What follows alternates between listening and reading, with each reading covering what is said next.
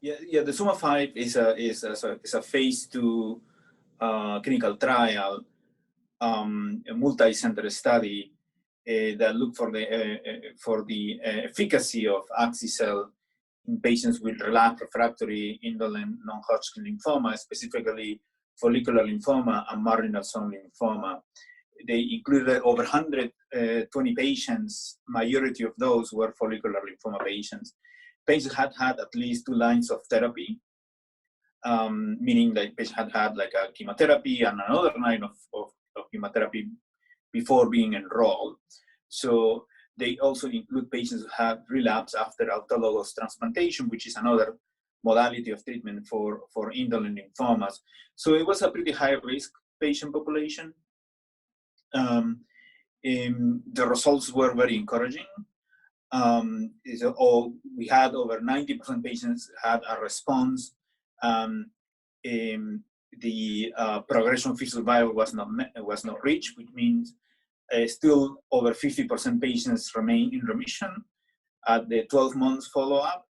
It is still kind of like a short follow-up for low-grade lymphoma, so we need a kind of longer follow-up to see whether these responses are sustained.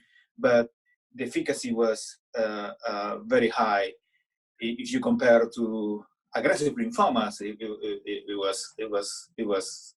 it was higher than response rate were higher if you compare to aggressive lymphomas. So the results were very encouraging, and I'd like to see how this goes over 24 months or 36 months to see whether these patients still maintain remission.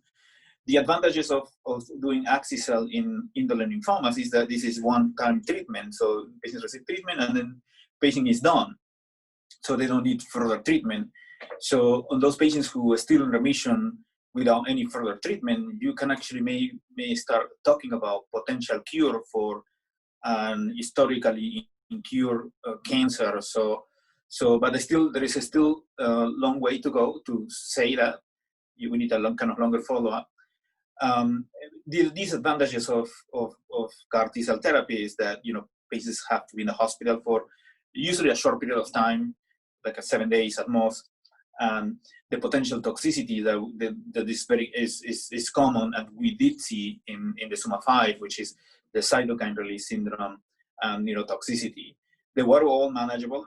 However, there is still concern, and there is some requirements that patients have to go in order to do this therapy, like driving restriction, having a caregiver, that kind of adds a little bit of the complicated logistics in some patients.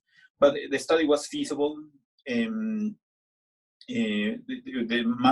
side effects were tolerable and manageable, and efficacy was high.